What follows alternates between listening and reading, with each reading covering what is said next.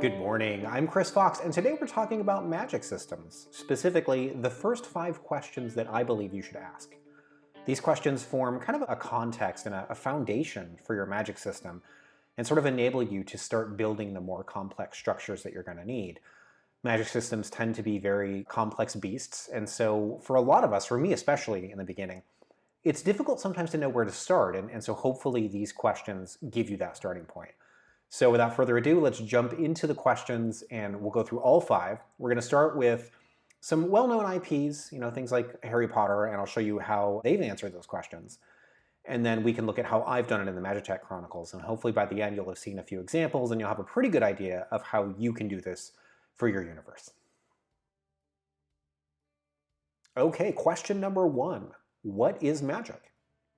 This is a big, broad question. But basically, you need to decide what magic is and where it's coming from. And this can be a very broad stroke.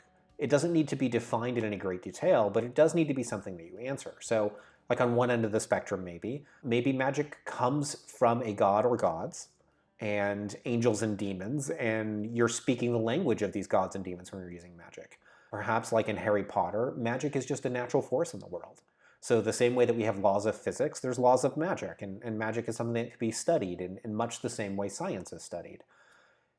But you need to understand in your setting what magic is and sort of what form it is going to take as a result of that.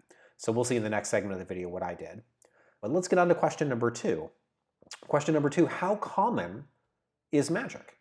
And this is a big, very broad, very important question with a lot of connotations on how the cultures in your world are going to function.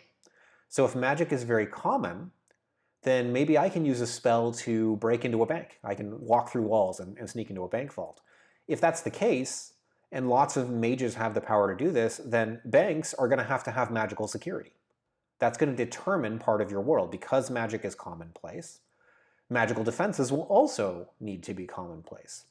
Conversely, if you've got something like Star Wars, where in thousands of planets across the entire galaxy with hundreds of billions of citizens, there are, so far as we know in A New Hope, 2 Jedi. There's a Jedi and a Sith, basically. The Emperor, maybe you can say 3, but there's only a handful, even if you count people like Yoda, of Jedi across this entire galaxy. So the odds of you ever being on a planet at the same time with a Jedi are infinitesimally small, much less ever meeting one.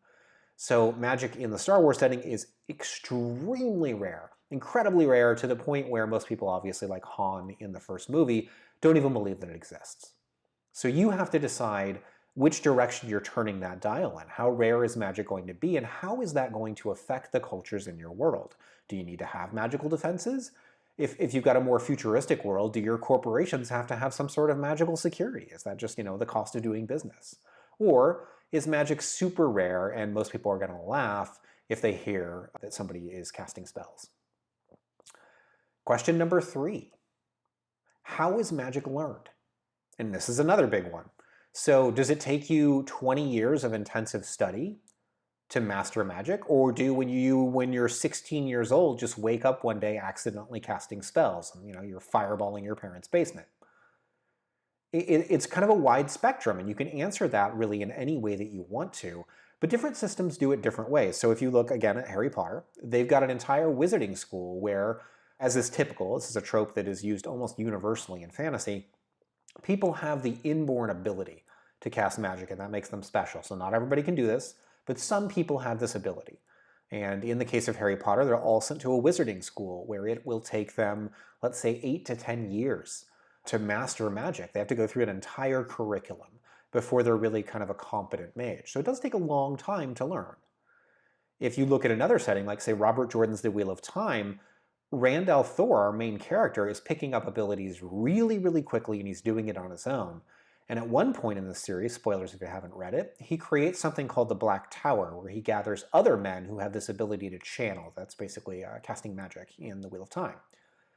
And in the process of just a few days, he takes them from they can't do anything to they can eradicate armies, they can explode people. It's just nuts seeing how powerful they are.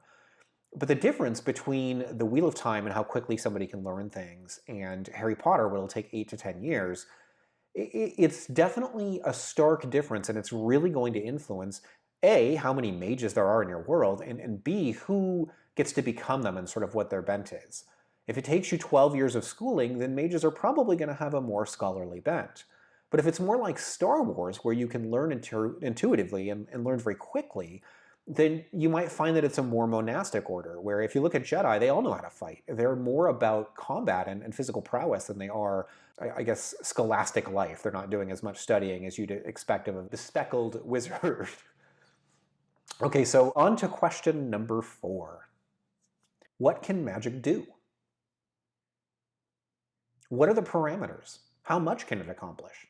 If you look, let's go back to Game of Thrones. If you look at Game of Thrones, magic is rare, but it's also very powerful. So you can bring somebody back from the dead. You can quite literally steal somebody's face. A girl has no name. There's all sorts of power being thrown around, but it's super, super rare. So the scope of abilities is immense in a Game of Thrones. But if you look at Lord of the Rings, so far as I can tell, there are no real spells. Like, Gandalf doesn't throw fireballs. When it's time to brawl with the Balrog, he doesn't throw a disintegrate. He doesn't teleport to Mordor and drop the ring into Mount Doom. He has none of those spells. The only thing we actually ever see Gandalf cast in that entire trilogy is a light spell, and that's cast on a staff. So you can see opposite ends of the spectrum. Game of Thrones is very powerful magic. And most, I think, settings that have come out tend to mirror this a little more closely, like Wheel of Time, Avatar: The Last Airbender. I mean, you can think of many, many examples where, magic is powerful and is fairly commonplace. But in Lord of the Rings, definitely not the case. You can't do much with magic so far as we can tell, beyond there being enchantments and leftover magical swords and rings from a former world. So sort of the theme for Lord of the Rings is that magic is fading, and the theme for Game of Thrones and for Wheel of Time is that magic is rising. So you sort of have to decide kind of both those things, like what can magic do, and is it waning or is it growing? The 5th critical question I think you should ask when starting your magic system is,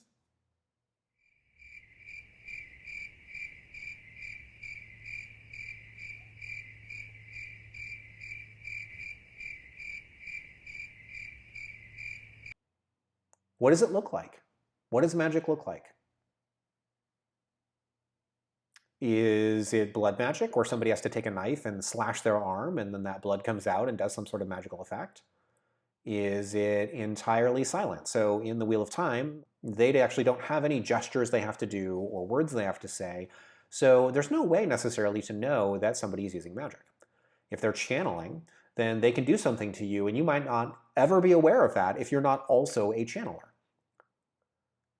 Or in your setting, does it require something much, much more obvious, something that is very visible? What does the casting of a spell look like? And this can kind of harken back to question number 1. What is magic? And if it's not immediately clear how to answer this question, let's go ahead and jump into the next segment. We'll show how I answered these 5 questions for the Magitek Chronicles, and then hopefully it'll be a little more clear. Okay, so let's answer the questions for the Magitek Chronicles. We are looking at the Magitek Chronicles website, and we are staring at a piece of artwork that depicts the skull of Zal. So this is the severed head of a god that was slain during the Gods' War and contains an immense amount of magical power. He is quite literally, even though dead, magic, living, crystallized magic. That's what we're seeing here. So to answer question number 1 from my setting, magic comes from the gods. And just a quick bit of definition on how that works, my sort of creation mythos. Originally, there was one goddess. She was all-powerful, all-knowing, and super bored because there was nothing she didn't know. So during her experimentation, she created an area of space where she could not automatically perceive. That in and of itself was kind of cool, but eventually got boring. So she started splintering off pieces of her essence and creating children, what became the elder gods, and populating this area of space. And over time, they grew more numerous and more powerful, and eventually they started to fight. And she was horrified, so she entered this space that she had created, joined the war, and the end of that war resulted in an explosion that the scientists of ancient Terra call the Big Bang. So stars and matter, and more importantly, catalysts, the bodies of dead gods, were flung across the cosmos where they now rest. And these are sprinkled across many different galaxies. There are thousands of them in every pocket of the universe. So that answers the first question for us. Jumping to question number 2, how rare is magic, or rather, how common is magic?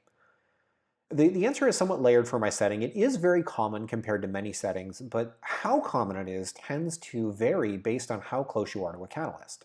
So if you are the Cheyenne Confederation, then you've got a catalyst literally on your capital world. You can go there and you can see it. So it's very common, very in your face, and there would be a lot of magic as a result. If you go to, say, Turnus, which is a Terran colony, Turnus doesn't have a catalyst. They don't use much in the way of magic. They are all about technology, and so magic there is much more rare. So it does somewhat depend on where you are, but in general, magic is much more common in my setting than it would be in say, like Game of Thrones. Question number 3, how is magic learned? Magic is learned by going to a catalyst and claiming that power. So you can see this ship is flying directly towards the Skull of Zal, but it's not as easy as just going there. You see, when a dead god still emits a magical signature, even in death, and this magical signature attracts something I call primals. So primals look a little bit like Gollum from Lord of the Rings. They are a template for pretty much every race out there. And when this primal reaches a catalyst, it will automatically begin to mutate into a shape that that god would have found pleasing in life. So if it's a god of dragons, then those primals are going to become dragons. In the case of Zal, those primals are going to become demons, which you're going to have to fight if you want to get access to that catalyst. So first you fight the demons, then you get into the catalyst and touch the mind of a dreaming god. And if you survive the process, and about 1 in 3 people die trying to claim this power, but if you survive, you emerge changed and you now possess magical power. Now, you may not know how to use this magical power, but you at least possess it. So if you look at the magic page of my website, you'll see that I explain the difference between tech mages and true mages. Tech mages are the ones that, they're using technology. They're firing spells through things like a spell rifle because they have not spent years learning spells like true mages have. So tech mages are much faster and easier to create. They're far more common. True mages are rare because they take years of study after having been to a catalyst. And what they are using from magic we'll get into for question number 4. What is magic able to do? So magic in Magitek Chronicles can do just about anything. You can create a species, you can create a solar system, you can travel instantly, you can change the way you look. It's very, very powerful and somewhat common. And what I've created here, the Circle of 8, is kind of a magical periodic table of the elements, if you will. And so every spell and every magical effect is some combination of these 8 things. The most powerful require all 8, but most spells only require 1 or possibly 2 of these aspects working in tandem. So I'm going to play for you a short 15-second video that Mary created showing the aspects in Magitek Chronicles. So you can see each of these 8 symbols, and you'll see that 4 of them are far more important and larger. Those are the realms. The smaller sigils are the elements, and these work in conjunction to form magic in my universe. And they're what make it possible for magic to do whatever you want to do with it. So that segues nicely into question number 5. What does magic look like? I'll replay that video real quick. Each of these sigils that you see, these are the sigils that you sketch into the air as a caster. So if you're a true mage, you need to draw these, and you're drawing them interlinking, and there's a whole language of these symbols that correspond to the different aspects, and you interweave them together into a lattice work. So sort of how like a molecule has bonds, you're creating bonds between these sigils and ultimately making spell effects based on that. If you are not a true mage, if you're a tech mage, then it looks as simple as firing an energy blast out of your rifle, except that the energy blast happens to be a spell. So I know this video is dragging on, it is kind of long at this point, but hopefully you can see how these 5 questions are important, how they work together to get you to kind of build a foundation for your magic system, and to look at how the choices that you make are going to influence the world that you create. If this is useful, please let me know in the comments. If you have questions, also let me know down there. I can certainly do more world building videos, or I can switch over to another topic if you guys are interested, so I'd love to hear your thoughts on this. But in any case, I am just about done with Tech Mage the novel. I've got about 2 more days on that, so I am going to get back to the writing, and I will see you guys next week.